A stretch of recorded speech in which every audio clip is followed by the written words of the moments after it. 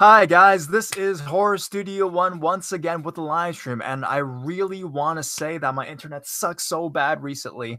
I don't even know if I'm on right now because we have 0 viewers, and I'm not even sure if this is the right stream or if this is gonna be even a thing. So yeah, there's nobody in here right now.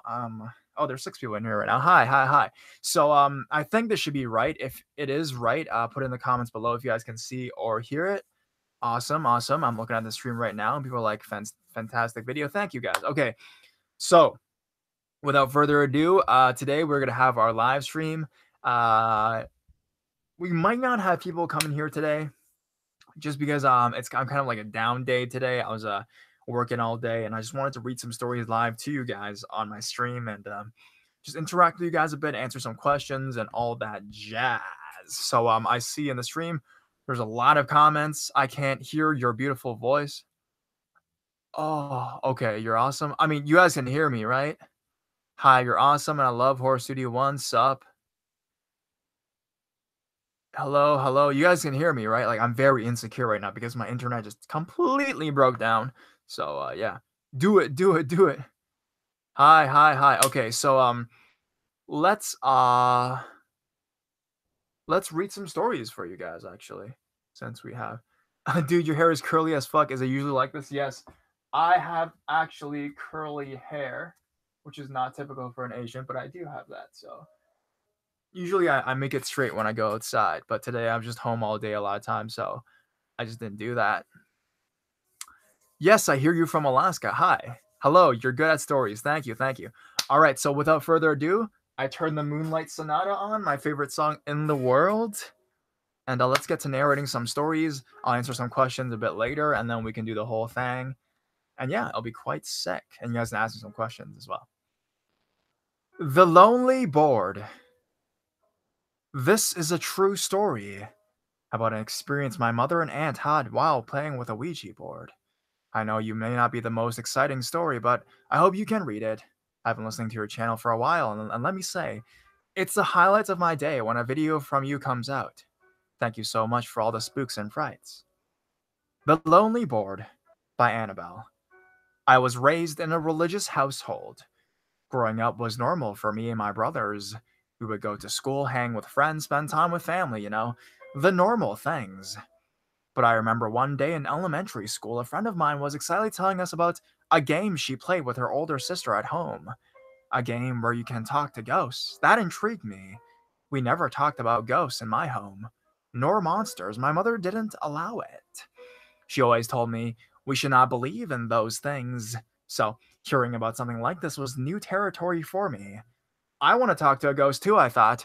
So I asked where she got the game. My friend told me she got it at Toys R Us. So later that week, I asked my mom if we could go there.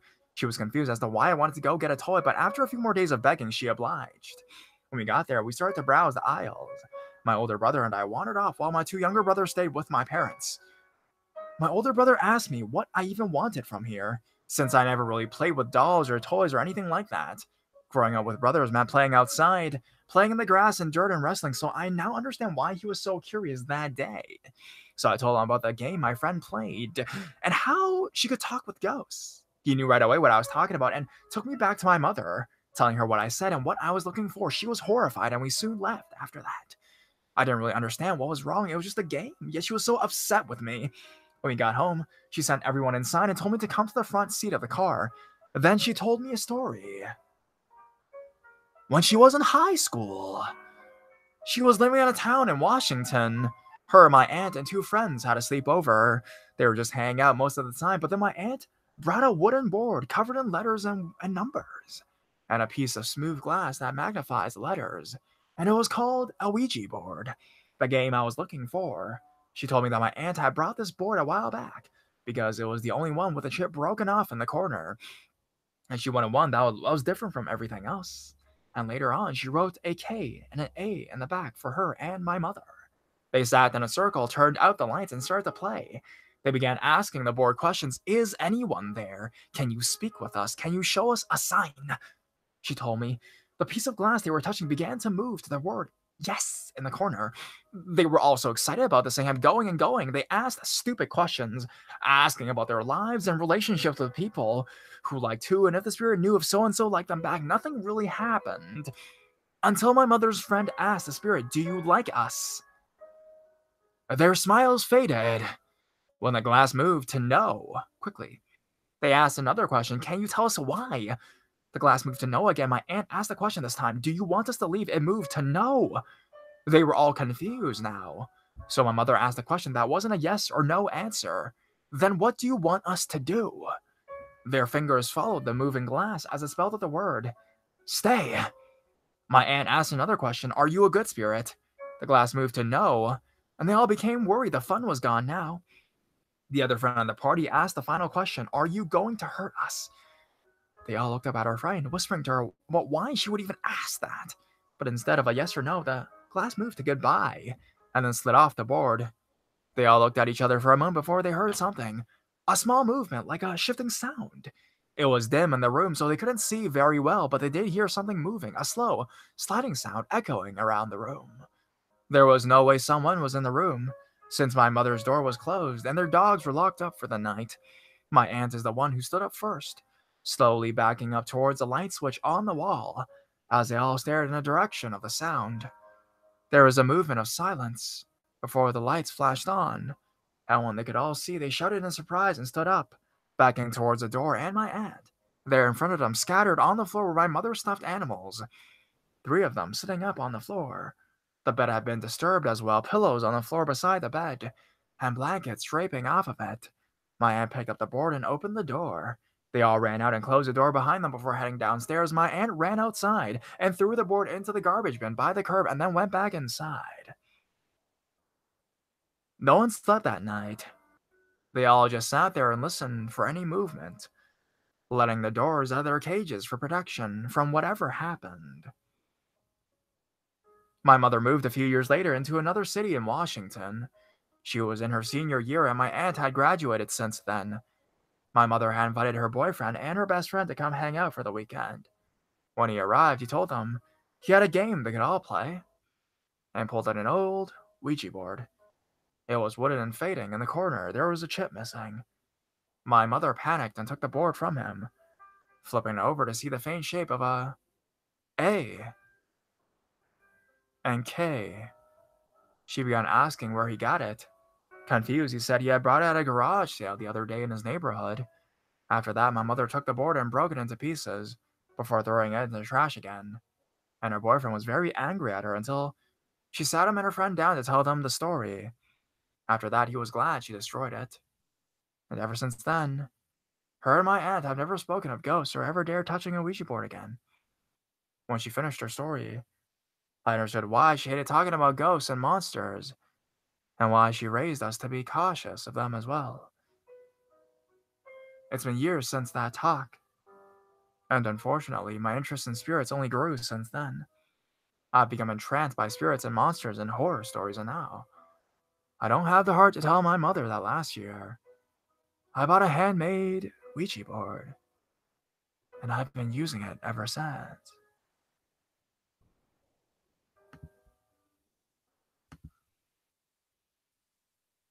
All right, so thank you. Wow, that was awesome. How's the sound? How's the sound doing? Because the thing is, with my internet, it's obvious that my Moonlight Sonata song is going in and out because of the shitty internet connection. But overall, I hope the sound's okay and the connection's fine. You look like a hot. I know, dude. Because today I didn't go outside much. I was working all day at home. So sounds good to me. Thank you, bro. All right, good, good. Okay, that's the most important thing. As long as the sound is good. All right, let me grab a sip and then we can go in with our next story. Thank you, the person who wrote this story, which is Annabelle. Thank you. Is the music too loud, guys? Give me a comment on the thing. Hopefully, it's not overpowering my voice. Awesome. Sound is okay for voice. Thank you. Okay. Do you watch anime? I do not watch anime. I know, right? Non-typical Asian right here. Right here. Your voice is fucking weird. That's what everybody says.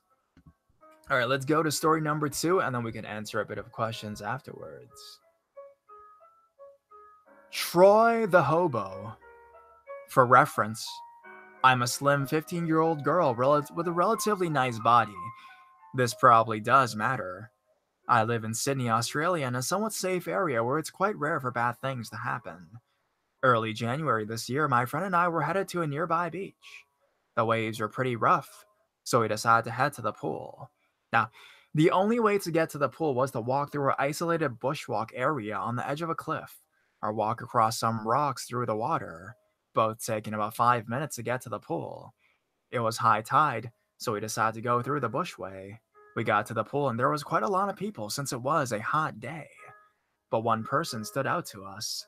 There was a man looking to be around late 40s, early 50s with long brown hair, knotted hair, and a red cap. He was just floating in the pool staring at us. We took off our clothes, revealing our bodies, and got into the pool. My friend likes to dive into the water straight away, but I like to take time to adjust to the temperature. My friend was happily swimming along about while I was slowly walking down the steps of the pool when the homeless looking man came over to us. Put your head under water, he said to me. I want to see your hair wet. My friend and I were a bit creeped out, but after about 2 minutes of him saying the same thing over and over again, I finally put my head under water. He looked at us creepily as we swam away from him, trying to avoid any further socialization with him. Not even a minute later, he swims over to us and starts some small talk. What are your girls' names? He asked. I knew I should have made up some name, but my anxiety was kicking in, and I told him mine and my friends told him hers. What lovely names. My name is Troy. When they hear the name Troy, I picture a young male with good looks, similar to like Zac Efron in High School Musical, not an old homeless looking man with crusty hair. You should come here every day. We can be friends. I glanced over at my friend, and she seemed to look as creeped out as I was. What school do you go to and what grade? I knew I wasn't supposed to tell strangers this, but my friend stupidly told them. We decided we wanted to leave, so we got out of the pool and dried off. But so did Troy. See ya, girls. I'm gonna go. We put on a fake smile and waved him goodbye. I was relieved that he was gone and we could just get on with our day, to be honest. Or so I thought.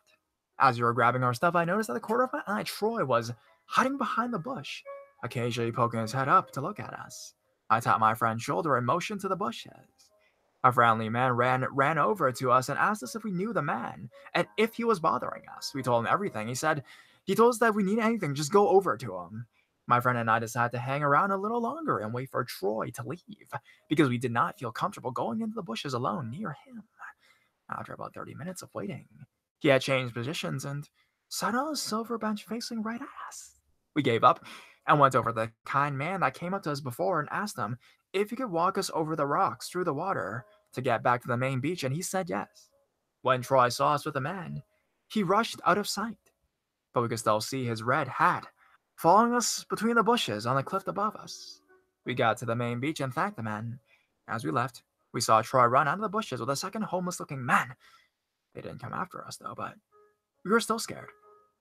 My friend and I safely got home, but my friend texted me later on the day that she saw Troy while she was walking her dog, but he thankfully did not see her. All right, thank you to Mia. Right, Mia, thank you for your story. That's kind of creepy, man. But it's cool that you get to go to swim in a place where, it's like an open thing. They don't have that kind of stuff a lot in Canada, so.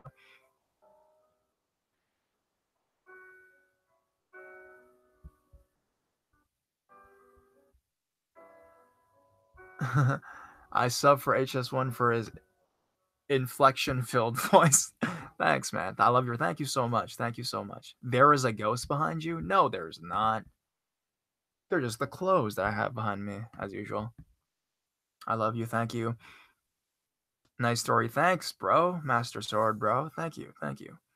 So, if you guys don't know, recently I've been starting a vlog channel. So, yeah, go check that out. There's links in the description if you guys want to. I actually did something really cool recently. I went on my city subway in Toronto and took a picture with every single stop on the subway, and it was like a challenge for me. I tried to do it within 1 hour, and it was a pretty interesting thing. So go take a look if you guys want. to see me more than just reading stories. You want to see like my usual everyday life. All the answers can be, all the questions can be answered on the vlog channel mostly, where I show you guys like daily updates on my life. Yeah, yeah. I love you so much. Thank you. Thank you. Hi, hi.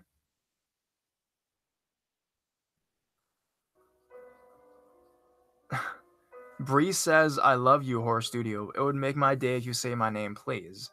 I always listen to your stories and support you with anything. Thank you so much. It's Bree.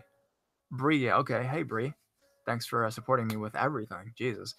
That's very honored. Your hair, I know. I wasn't out today, man. I love you. Thank you. Love my bones 88. I love that name too. Jeez. You should go on tour because I would love to meet. Nah. Well, I am actually going to travel, so that's kind of why I started the vlog channel in the first place, because I was gonna film my travels. Yeah. Anyways, uh, without further ado, let's get to the next story. There's a bunch of stories that I want to read to you guys live. As you guys know, I love doing that. This one is an interesting one. This one is an interesting story because this person emailed it to me, and it's not really long. This next story, but it just hear it out. It's quite an interesting premise. Hey, apparently my therapist said to put this online, so here I go. I'm a teenage girl in high school. I have average grades, good friends, and alright classes. The one problem, though, are my parents. Sure, most people would say, oh, you're just exaggerating, they love you, and all that kind of stuff. But they truly are strange. Well, my mother sleepwalks. Not that scary until you wake up to her looming over you in the pitch black darkness of the night. She always stands there for God knows how long, then goes away. I sleep on the second floor in a small bedroom, so I don't understand how she gets up all those stairs sleepwalking, and how last night she held a knife above her head. I know this story is called My Mother Scares Me. I don't know, I just thought this was pretty interesting. Like, it's short and sweet, and I like it like that. So weird. But no, it's cool, it's interesting. Are you from Toronto? Yes, I am from Toronto. That's why I actually just released a video today about me going to the Toronto subway, messing around and taking pictures and stuff like that. So yeah, I am from Toronto. Once I heard tapping from my closet. Oh, ended up being your brother. Well, bro. Bros can be like that. Alright. Let us go to the next story. Yeah, if you guys have any questions, don't hesitate to ask, but I usually answer them in between the stories, so. A weird revelation. I was in class, and our assignment was to write a short autobiography. It wasn't until this assignment that I really reflected on my life as a whole, and I've confused myself so much through it. I believe the starting point of it all was when I had a shadow figure, in which would appear in my room when I was younger. He would always play a game with me, where he would corrupt me by doing silly and improbable things, like sending snakes through my veins or freezing my heart in order to weaken me. He left a little bit after my 6th birthday. This was halfway through first grade year, and where my life hit a steep decline. I want to mention that my dad has seizures when he was little, but that was from head trauma, and he had this during his teens as well. Now, I had 2 seizures, one at the age of 6 in first grade and one when I was 8 in second. After this, I was put on a medication that would keep me from having more. It was after I started this medication that I hit a long depression that I feel like I'm still recovering from 7 years later.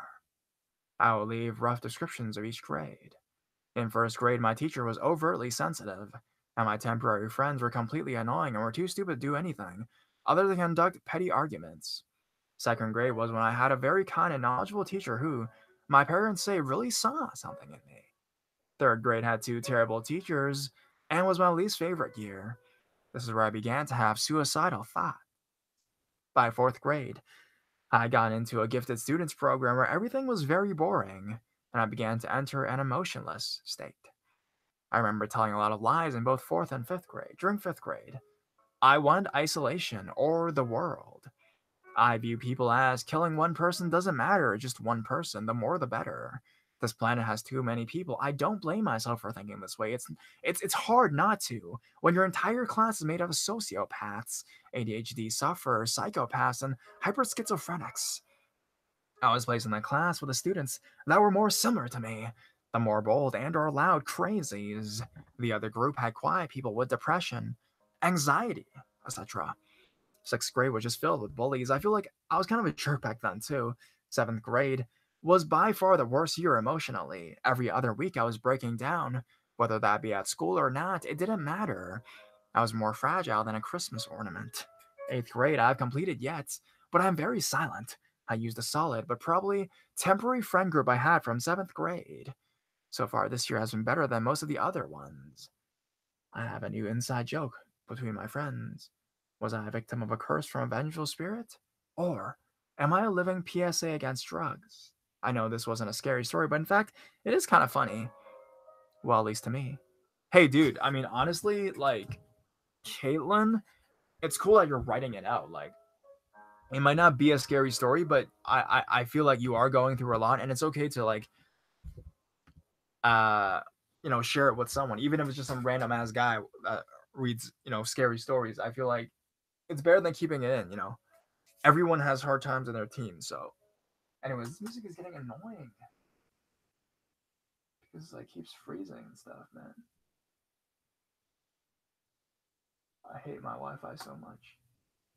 Yeah, so if you guys are thinking about moving to Toronto and you guys really, like, want fast Wi-Fi, well, no. It's not the place for it. Alright, let's go to our next story.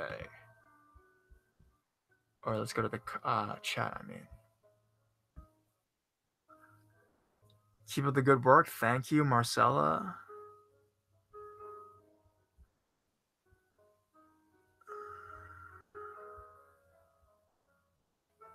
Do you play Pokemon? I played Pokemon Go for a bit when it was like the thing. A while back, though.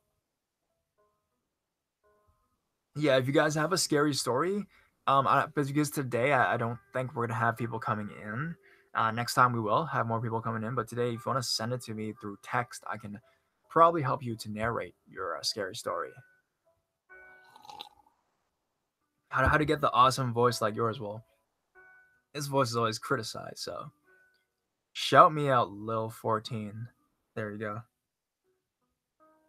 I need the merch. Well, I do have some cups.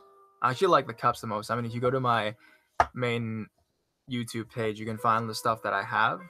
I personally like the cups the most, as opposed to like the shirts and stuff. Yeah, your voice changed when I tell a story. It does do that, so it does change. Yeah, that's been a thing I've been debating for a while too, actually. So, all right, let's get into the next story. It's my first live stream. Yay! Awesome, awesome.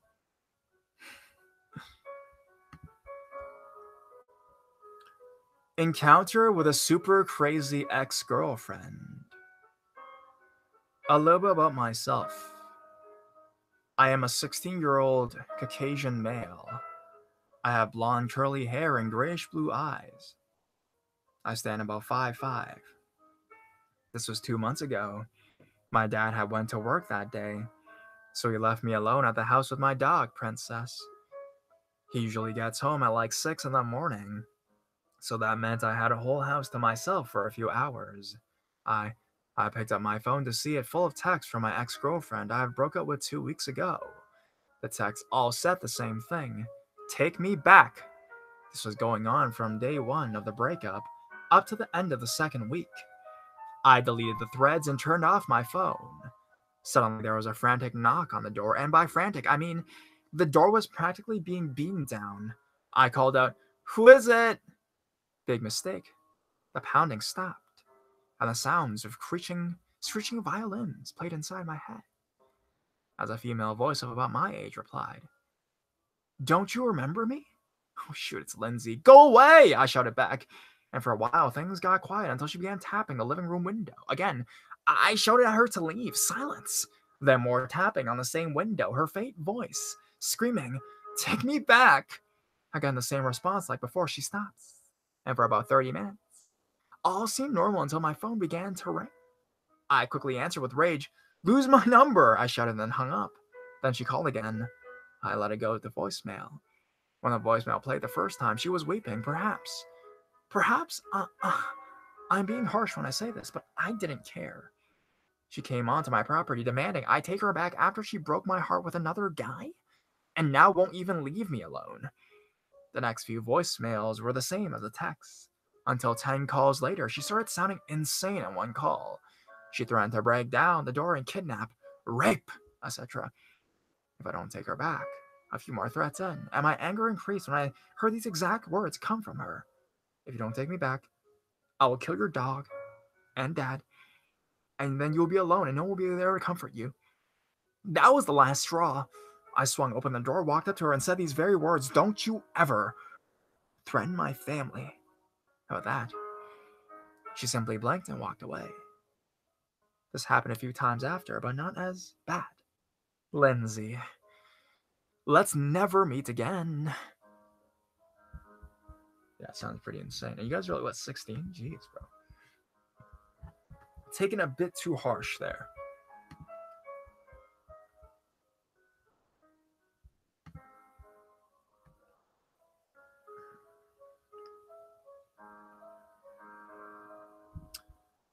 Like, let's look at the chat. Do you play Fortnite? No. I can see you're a fan of fidgeting because you keep on rocking back and forth like a bobblehead with the spring on the bottom. Well, yeah, it's actually there's nothing to say to that. I mean, that's very true. Especially when I narrate, like I get into the story, you know. It's yeah. One time, my sister was curling her hair in the bathroom. I was in my room and the door was open. Able to see the bathroom door, I didn't notice my sister walking out of the bathroom. You should have added, "Let's not meet" at the end. Yeah, do you guys have any crazy stories you can put in the comments? No, for the merch, there is some merch out. No one really has bought them yet, but there is like t-shirts and stuff like that. I suggest buying some of the accessories. The clock is pretty nice. The cup is really nice. Actually, you guys give me like 30 seconds. I'll go grab one of the merches. I have it at home. It's like a cup. Give me 1 sec, all right?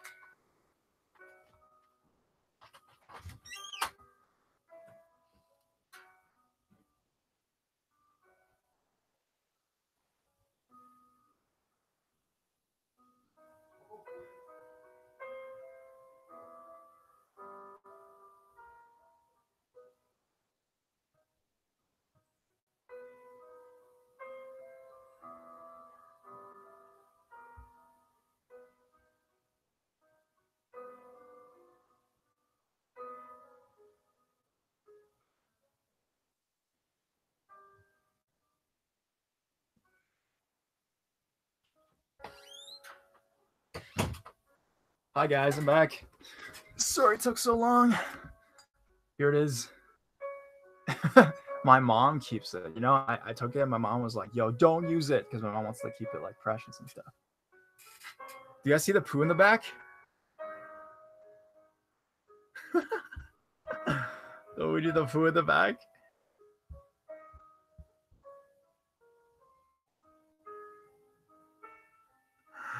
It's like so.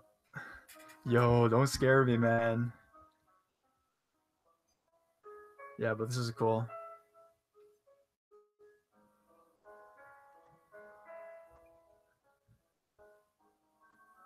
If you guys go to where can you buy the merch? Okay, dude, seriously.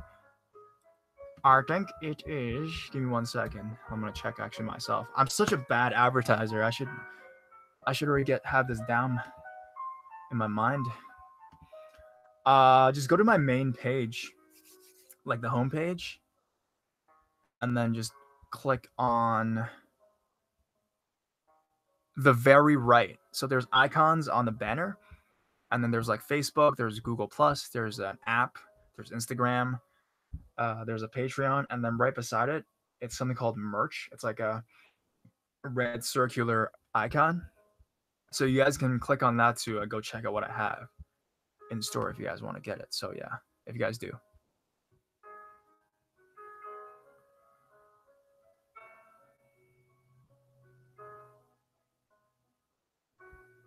All right, so let us. So yeah, just you guys take a look, and yeah, it's pretty sick. Not gonna use it though because it's my mom's, so she bought it, not me.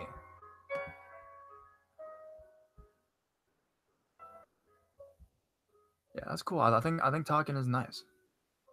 So without further ado, let's get to the next story because I feel like we got to keep the stories rolling. My story. I'm really bad at technical things, so I'm not sure if you're gonna get this or not, but hopefully you do. My story is rather brief. It happened the day after Halloween, ironically, when I was just 13 years old. My family and I have been living in that house for the last 4 years. My sister and I both had a few strange occurrences leading up to that point, but nothing that was unexplainable until that day. On the day that this happened, I got home from school and then went right to my Halloween candy. I had it strewn all over my bed because I had OCD. Even then, I can take my tube mail of lifesavers and separate each of them out of the package. I spent like 10 minutes gorging on candy. I stood up to grab my book bag so I can start my homework. As soon as I stood up, three of my lifesavers were thrown pat my head and hit the wall in front of me. Not at once, but in rapid sequence right past me. I flew out of the room and then down the stairs. I ran up on my poor mom and scared the crap out of her. Needless to say, she did not believe me. Years later, when I brought this up to my parents again, they told me they had believed me at the time, that they themselves had had strange things happen to them in that house, too. They said they blew off mine and my sister's experiences at the time because they knew it would have been worse not to. We eventually moved out, thankfully, not long after this lifesaver incident. What's even more strange, though, is that the day it happened, there was no one in the house but me and my mother. After I told her what happened, she made me go back to my room to get homework and do it at the living room table. So when I went back in to get my homework, I stopped to look for the three lifesavers on the floor and they weren't there. Now, as an adult looking back on all of this, I would love to think that they weren't there because they weren't thrown across the room at me, but then again, I know what I saw. Crazy, right? Yeah, it's pretty fucked up.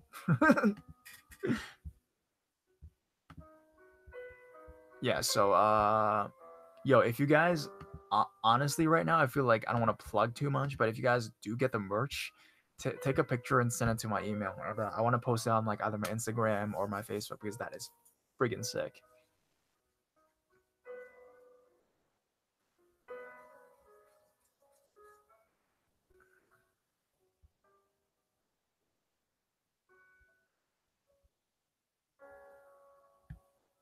I took a picture of my dog, and you can see a face in the back. Wow, and before I heard someone whisper in my ear, my shoe rack fell. And I took a picture of my cat. You can see an orb above him. Damn.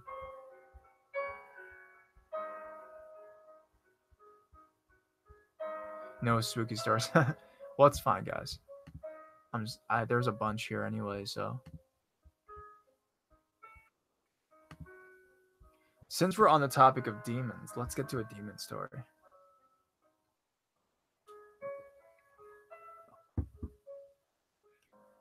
This is my true story. My family is known to have special gifts. Now, in order to understand what happened, you need to know what these gifts are. The family on my dad's side doesn't have any gifts, unless you count my grandma, who would dream of relatives in trouble.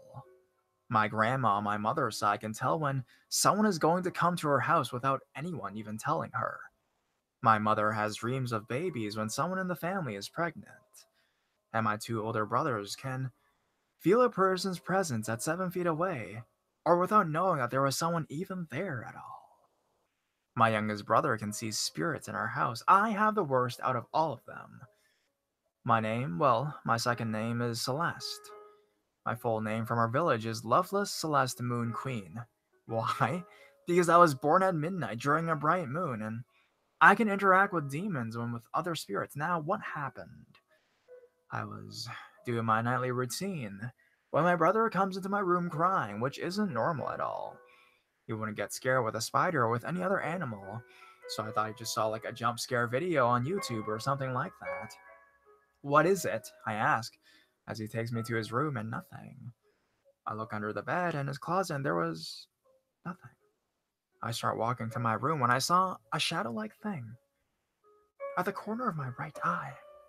Now, I'm used to being the paranormal stuff, but I wasn't uncomfortable with things trying to contact me at night.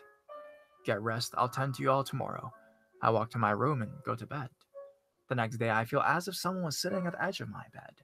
My alarm goes off, and the thing gets up, and my door swings open with a slam onto the wall. That was it. I went downstairs to the basement, which was my place to interact with spirits. Whoever or whatever that, don't do that again. Now, my grandfather was a trained shaman and warned me of interacting with these demons, especially with skinwalkers and shadow people, and how they can play tricks with your head, but I wasn't scared at all. It had been 7 years since I did my first ritual and interacting, and I wasn't planning on backing down now. I had my ring that my grandfather blessed so I could be protected. That ring, what was protecting me from getting hurt? It was that ring. I started to the metal table and started getting things ready for them to go back to their world. Salt, candles, my ring, and some sort of reward for leaving, which in this case was my blood. Now, I don't recommend doing this, but I only prick my finger and give them drops so they can be distracted in order to do the ritual. One stayed. That demon was about 7 feet tall and looked like a raw corpse, but not human, but a skinwalker, like veal, so without antlers or a deer head, but more of a distorted head of a man who fell into acid. This demon has stayed with me. Why? I don't know. I tried every ritual, but it keeps running away, as if not wanting to leave, as if it had imprinted itself onto me. This is what my grandfather had warned me about many imprints of a human in order to get food, or as like they call it, your soul. Now, sometimes it will follow me to school and usually scare some people that get near me, like pulling their hair or scratching them or scratching their legs and arms. I don't know what to do anymore to the point where it lays down beside me in bed. And when I wake up, I see its distorted face looking at me. Its face scares me in the morning. When I turn corners, it pops up. I tell it to leave me alone and to stay yards away from me, or I would go to church and bring back holy water. Now, I'm not Christian or Catholic, but I have heard that it helps when trying to get rid of spirit. It's been 2 years of him following me, and I've given it a name and a gender. His name is Sebastian, since my brother commented that it looks as if he was as loyal to me as Sebastian from Black Butler. As I am writing this, he is at the corner of my room, staring at me, and I have placed a totem that was given by my grandfather, so it controls him like a pet.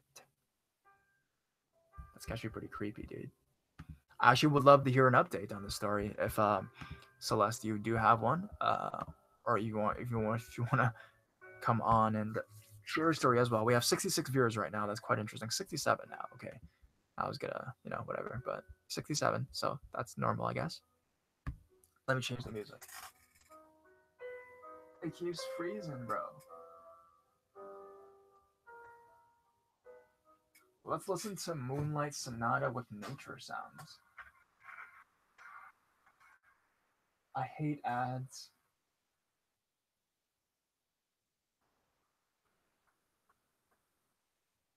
Dun, dun, dun.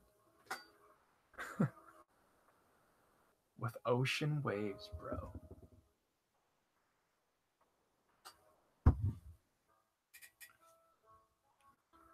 Let's dim the light. Yo, this is creepy. We're not lit anymore.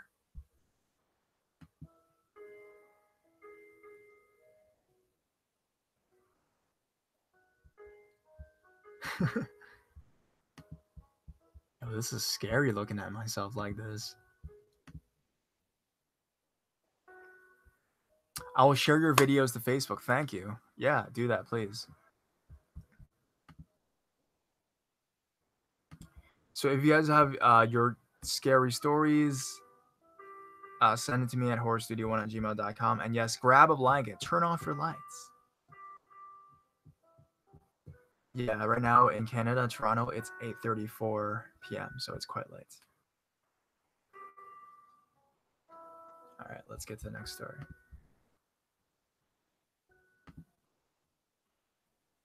Ghost story. Hello, Horror Studio 1. I'm Angie. I know my story is a bit off, but when I was 6 years old, I was in my bed having trouble sleeping. I kept looking around my room a little scared at how dark it was, like I was laying in a coffin. I had this uneasiness about my situation and was staring at my closet. Those doors slowly slid open, and a man in his 30s walked out with a chilling smirk on his face. He looked me directly in the eyes and said to me, in a raspy, dry voice, "Your dear little brother and sister are waiting for you, sweetie." And I blinked and he was gone. Turned out I was going to have a little brother and a little sis when I was 14. My little brother died of lung cancer, and 2 years later, my little sis was shot and killed. I was at my little sister's funeral when I saw that man from when I was 6. Nothing about him changed. He laughed as I watched my little sis there in the casket. See? They're waiting for you. I turned to look at him and he was gone again. As my parents were driving home, it was pouring rain down everywhere, and we were all tired. I was drifting in and out of sleep.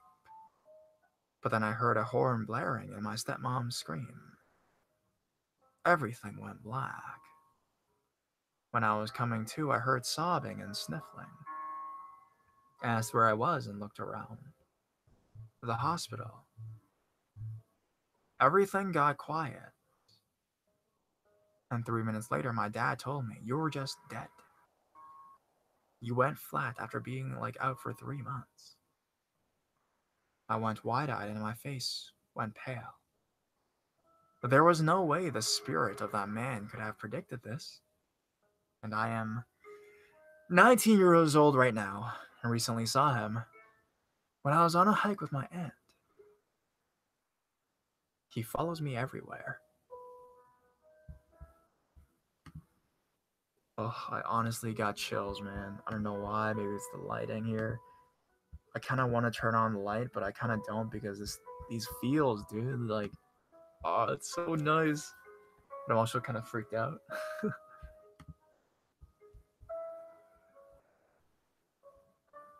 love your videos. Thank you, Franco. I love you for loving my video. I wish you could exit YouTube, but the video continues, so you can open a new tab to go watch my other stuff, like the merch and all the other stuff. Yeah, that was a creepy story. I think the atmosphere has a lot to do with it as well. Yeah, I'm not having people on for tonight, but I'm just doing a quick stream.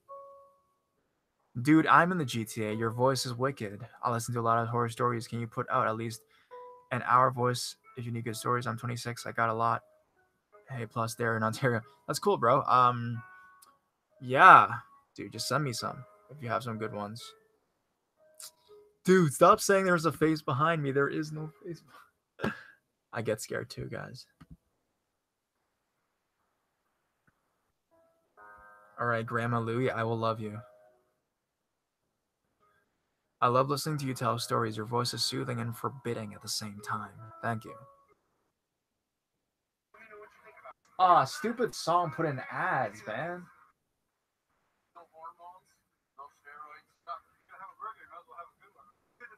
Ads. I hate ads. But A&W is pretty nice. You're the best horror storyteller. Thank you. You're awesome. Thank you. Thank you. You're awesome for doing this. All right. Let's get to the next story.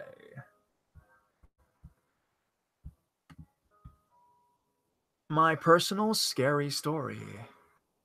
Run in with future criminals or drug addicts. This story took place in my hometown, a small town in Bulgaria called Shumen.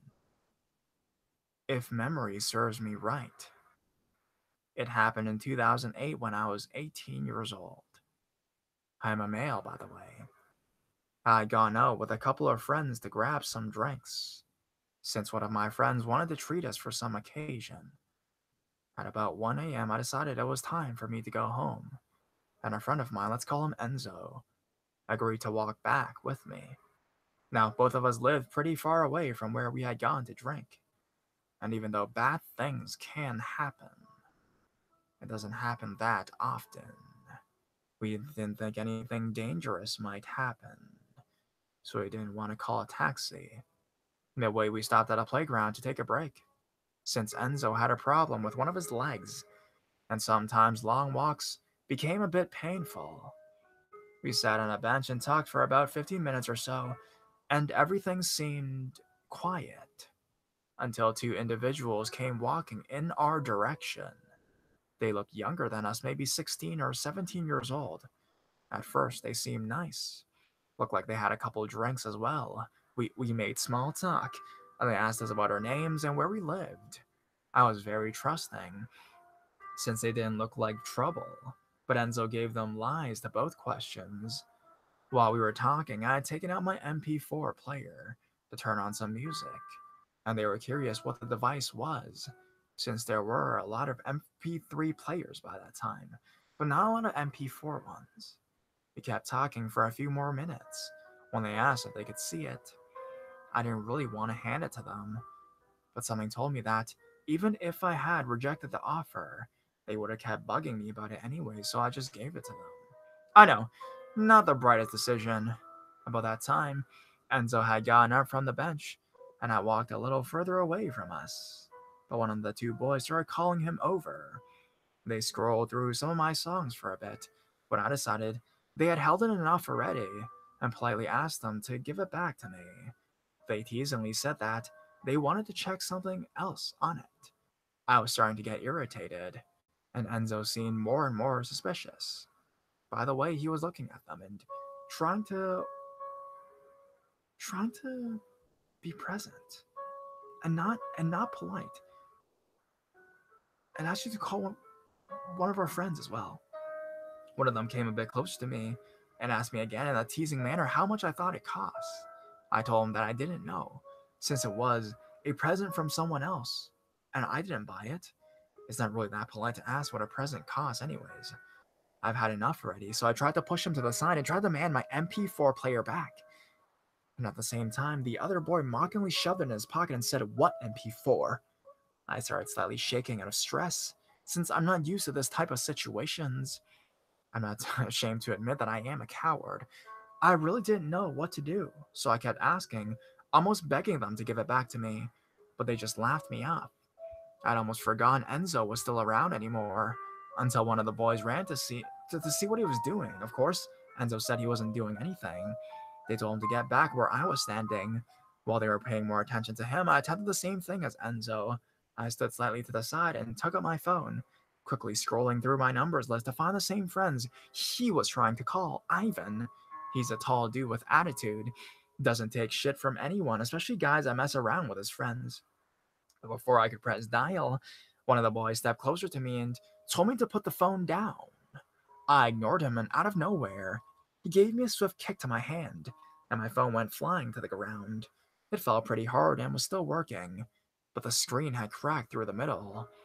Enzo went running for my phone, and the other guy was faster and grabbed it first. They laughed at me, seeing how pathetic we were, and neither of us wanted to get into a fight anyways. Enzo used to train to become a professional weightlifter, but had quit a few years due to some kind of like kidney issues. And besides, Enzo was one of the most non-violent people I've known, and still to this day, the same goes for me. Every time I'd imagine getting into a fight, I knew I didn't stand much of a chance. When they were done laughing at us, one of them ordered me to hand over the headphones as well. For some odd reason, he thought I might be hiding cocaine in them. I just couldn't find the logic, but he thought I might be hiding some where the protective rubber is. I told him I had no such thing on me, and he looked like he was about to jump me. I was ready to be attacked and hoped to come out of this unharmed. At the same time, I felt a bit pathetic, and I might be getting my ass kicked by two guys that might have been considered kids in front of us. But like I said, I'm very bad at physical confrontations. Then just a strike of luck, I heard Enzo yelling, "Hey, hey," at something. When I turned around, a patrol car was passing by, and even more luckily, it was able to hear Enzo. The moment those two young bastards noticed, they threw my phone and MP4 on the ground and ran off, with the car going after them. I asked Enzo if we should go to the PD and check if anything happened so we could explain to our side of the story, but we decided not to. From then on, everything went as it was supposed to. We separated a little before we reached my street, since he lived even further away than me. On the next day, Enzo called and told me just as he was passing by the PD, one of the two boys was just exiting. Fortunately, the guy didn't see, and there was nothing he could do but comfort me, I guess. Because of that, considering how those two had looked, I started losing faith in what that generation will become in the future. So, young bastard druggies, let's not meet again. P.S. After a month after it happened, I joined Ivan and a few other friends at a nightclub. While we were there, I'm almost certain that I saw one of the two bastards. Enzo memorized them better than me, but all I could remember was that one of the two looked very much like the wrestler, Jack Swagger. I said not to point him out to Ivan, since I knew how much of a temper he has, especially since he had drank a lot that evening. When I told him a couple days later, he said I might have made the right choice not telling him. And he added, if I had actually told him, he would have beaten the crap out of that brat, without caring that we were at a club and I was going to attract a lot of attention. You might say, that bastard can feel lucky he can still walk. Just hope he and his buddy don't ever bother anyone else again. Yeah, so I had to turn my other laptop off because it was playing an ad in the middle of the song. Why do that? Why make music and then put an ad in the middle of it, man? It's weird. Kills all the. Oh my god.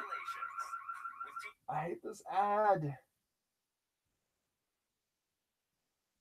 It's like if I put ads in my videos, it's like in between the stories, right? So that's always cool. But having the ad in the middle of the stories, like, would you guys like that? Is this the regular time of your live streams? No, actually, I haven't had really set a regular time. Back in the day, I used to do them like Monday. I used to do Wednesdays and Fridays actually, but now these days, like more sporadic because I've been super busy with a lot of stuff. Actually, yeah. You should make an Instagram group with me and give him ideas. For videos, yeah, I probably do need them to be honest because I make them like one a day and it's like crazy amounts of ideas. How how many stories left? If one or two more to be honest, probably like one or two more. Yeah, not that long because I'm gonna end this stream pretty soon as well. because it's getting pretty late. I have some other editing stuff I need to do anyways. But yeah, I'm probably gonna answer some more questions if you guys do have questions. Wait, do you have Instagram? I do. It's actually on my main page. You can go click on the icon on the banner and get to my Instagram page. What is your email? My email is horrorstudio1@gmail.com. So you can send me any stories or strange stuff. I'm currently writing a story down for you. Yes, that's awesome. I could probably narrate it next stream. I don't know about this stream because I feel like one more story and time would be up. And this is a pretty long story that I have here, actually. It's not too short. So, see any more questions you guys may have. I listen to your stories every single day. I love them. Thank you, Morgan. Are these streams just spur of the moment? Let's be honest. Yes. I feel I know it's kind of bad. I should really set a time for them, but this is just my second stream I've had since coming back and doing them a lot. I've been really busy with other stuff. Will you have yours on for the next stream? Yes. For the next stream, I'll find a day where I'm not so tired and been working all day and editing all day. So next stream I should be able to have energy with to interact more with you dudes. Yeah. And have you guys on too, right? So all right. So without further ado, let's yeah, so merch is in the description. Actually, no, merch is not in the description. Merch is in my main channel. My vlog channel is in the description if you guys want to check it out. And the merch is on the banner. You guys, dude, love your videos. Keep it up. Thank you, Jesse. I love creepypastas. I actually started this YouTube channel reading creepypastas, but nobody really knows about them because I stopped doing them because no one was watching them. School. It's been hard. It's been hard. Could you announce when the next stream will happen? I don't know. I mean, last stream I did was 3 to 4 days ago, so it's like that interval. Sorry, but no promises. Like, I feel bad. Thank you. All right, let's get to the next story, the final story. The ultimate betrayal. How I met batshit crazy. This all started a year ago and it has ended, but it still hurts to remember. Thanks to this friend, I almost lost one of the most important people in my life. But let's start at the beginning before I get ahead of myself. First, I need to give a little bit of background information. I come from a pretty traditional background and have a very devout Christian family. I am very close with my family, especially with my younger brother, who I am very protective of. And this has become a key point in this crazy story. But now, on to the story. I go to a small college where you can get to know most of the professors on a personal level, and how you get to the point where you almost know everyone on campus. I was always a tomboy. I still am, and so I will usually just hang out with the ranch guys I work with in the summer and stick to being the good girl in college, focusing on my schoolwork and appreciating my me time. But then, at the beginning of the sophomore year, I became close friends with two girls in a lesbian relationship. For privacy's sakes, I'm just going to call them Bertha and Kim. We would be in a group together in multiple classes, and even though we seemed really different, we got along quite well.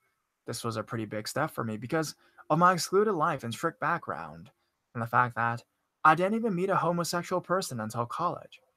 When I first started hanging out with these girls more frequently, I let them know right off the bat that if they respected me and my way of life, I would do the same and we could get along. They both said they could understand, and we even teased each other about it. I was teased about my life before, and I just learned to roll with the punches until they crossed the line, which not many of them did. At first, we got along and became close friends. I would hang with them on the weekends, study with them, and for the first time, I got to feel like a real college student having fun instead of always burying my nose in a book. We also talked about our families, which was a difficult subject for the two girls since both of their families did not like their sexual orientation. I, however, bragged mostly about my little brother, let's call him Jake. He was starting out in the army when this whole mess came up, and I was so proud of him and never missed an opportunity to talk him up to my friends, especially my two lesbian friends, Bertha and Kim. Bertha became more intrigued with my brother and asked about him all the time. I really should have seen that as a warning sign. But then it got weirder. When Bertha saw Jake on Facebook, she befriended him when he told me about it. I was confused, since she never met him in person before. But I told him that it was okay, and that he can friend her back if he wanted to. That's where things got ugly, real fast. Apparently, they were texting and messaging each other frequently, more than I realized. And it was much later that I found out that Bertha was sending Jake 30 texts like, "You want to be my baby?" Or "Can't wait to see that handsome face when we finally meet." All this while, she was in a committed relationship with another girl. A week after their friendship began on Facebook, I got a text from Bertha and it read, "I think I'm in love with your brother." I can't even begin to describe how shocked I was. I actually laughed, thinking this was a friggin' joke. It had to be, right? But no, it was a nightmare. She started telling me all these things she was feeling, and how wonderful Jake was, and made me sick, then angry, then sick again. I told her to stop talking about it to me, and that I didn't need to hear about it, and that this was wrong. Not just the fact that she was with a girl at the time, but Jake was still in high school, not even 18 yet. Despite how twisted the situation was, Bertha played it off like it was really no big deal. That they were just talking and keeping each other company, right? But after not seeing the warning signs that led up to this, I wasn't going to buy it. So I asked Jade about all of this. He admitted she was getting flirty with him, but he definitely didn't feel the same way about her. He thought that they were just being friends, but after comparing both sides of the story, it was obvious. Bertha was up to more than either of us realized. She would call Jake every chance she got, telling him to stop listening to me, his big sister, who practically raised him, and only listened to her because she was the one who had his best interest at heart. Finally, one day, I sought out help from some other friends to find out what I could to put an end to this nightmare. They immediately filled me in and let me know that Bertha was well known to be very manipulative, and that this wasn't the first time she did something like this. She gossiped behind people's backs and even spread a rumor about a girl who was raped, saying that she had it coming. I was mortified that when I heard all of this, how could I let this stupid woman into my life? How could I have not seen her true colors? And now, because of my stupidity, my baby brother was being torn away from me. Well, if Bertha wanted to start a war, she couldn't have planned it any better. Soon enough, Bertha got wind that I was not going to back down, and even though I told her multiple times to stop talking to me about it, she wouldn't let up. I started getting texts from her all throughout the night. Even when I deleted her number and blocked it, she found other ways to try and hurt me via Facebook messaging. But then one day, I got a text from her saying if I didn't let her talk and explain everything, she would drive to my house, she knew where I lived, and stay there. Not until I broke. That was the last straw that broke the camel's back. I finally texted her back, telling her that we should meet and talk for the last time, and to stop texting me, or else I would call the police. I had enough motive to ask for a restraining order at least, but I didn't want it to come to that just yet. The next day, Bertha and I had a full on intervention. She had Kim by her side. I had my own set of soldiers with me, along with a guy I was close with, and told me he would look after me if the need arose. And it did. Bertha immediately went into victim mode, making me out to be the bad guy and being so mean to her, when all she wanted to do was talk with Jake and be his friend. She said it was Jake who started flirting, and he asked her to be his girlfriend. I came dangerously close to slapping her. I wanted to hit her, anything to get her to shut the fuck up. But I didn't. I held my ground and told her to leave me and my brother alone, and that this was her last warning.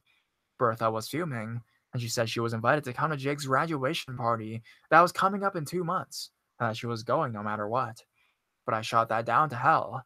I told her that she was not welcome in my family's home or mine, and that if she tried anything else, I would talk to the police, since I still had our text messages, along with the one that she threatened me with, that she would drive by my place and not leave, which would be grounds for stalking. Miraculously enough, it worked. Bertha never talked to me or tried to talk to Jake. After that, we still had to see each other on campus, since we go to a small college. But we each have still have very wide berths. not looking at each other or acknowledging the other's existence, you know?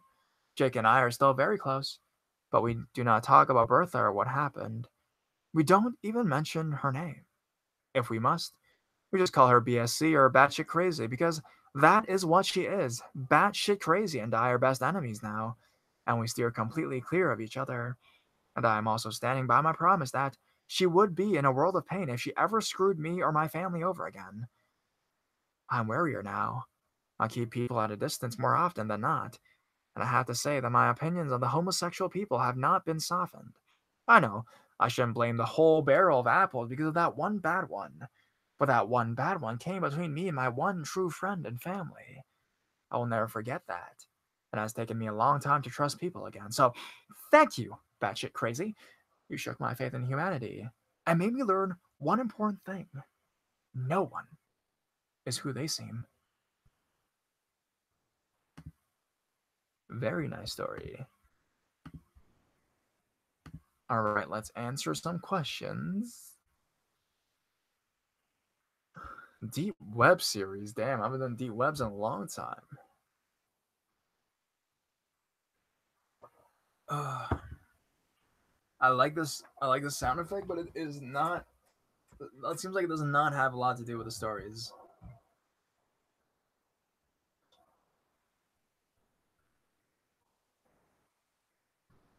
Yeah, so if you guys want to go check out the merch, it's on the homepage. You can go click it and grab the stuff. So if you guys have any questions, we'll do like a little hello from Kansas. Hi. Kai Ishtar says last week was creepy. I thought I heard either a skinwalker or a Wendigo. Yeah, I should have a skinwalker or a Wendigo story coming out tomorrow. So go check it out. Deep web stories would be awesome. I gotta get the unedited podcast, bro. I know. Yeah, I'm gonna get. Yeah, I'm gonna get those back too. I think since I'm doing the live streams back, let's get the podcast back. I just want to say, really enjoy your videos. They make great stuff to listen to on the drive to and from school. Awesomeness. Thank you. That's great. And my email is horrorstudio1@gmail.com. Dennis says, "Do not end. Do not end. I just got here. Sorry. All right. It is 9 in Toronto right now. I'll answer a few more questions then. Would you do fan fictions? No one has actually written me fan fictions. How do you do that voice? It just happens, bro. It just happens. It's natural. It's natural. It's fan fiction. I don't know, man. Send me some. Send me some, and I'll read them. I like the creepy X stories because they make me feel less alone about my psycho X. Yeah, those ones get a lot of views. I'll be honest, so I will. Yeah, if you have a horror story, you can always send it, and you know, yes, Master Sword, please start narrating again. Don't give up. SpongeBob fan fictions. Do drugs and jail subjects. I did one jail subject a couple months ago, like a year ago even. Yeah, but I gotta get back on that as well. And more fast food stories because you guys seem to like that a lot. It's 6 p.m. here in Arizona. Hey, I just went to Arizona a couple months ago for my birthday in December. Can you meet with Chills? Yeah, I mean I'm down if he's down. You guys go to his page and spam or DM him like crazy. Creepy exorcist. All right. Anyways, guys, that is it for today's stream. Holy shit, this is so creepy looking. Jesus, I just realized this is like really creepy. Let's turn on the light, man. All right, all right. The lights are back on. Like Jesus Christ, like I scared myself. Um, merchandise. There's poo in the back. You guys can see him. And yeah, so check out for tomorrow's video. I have a link to my blog channel in the description. Go check it out. Show some support. Give it a like.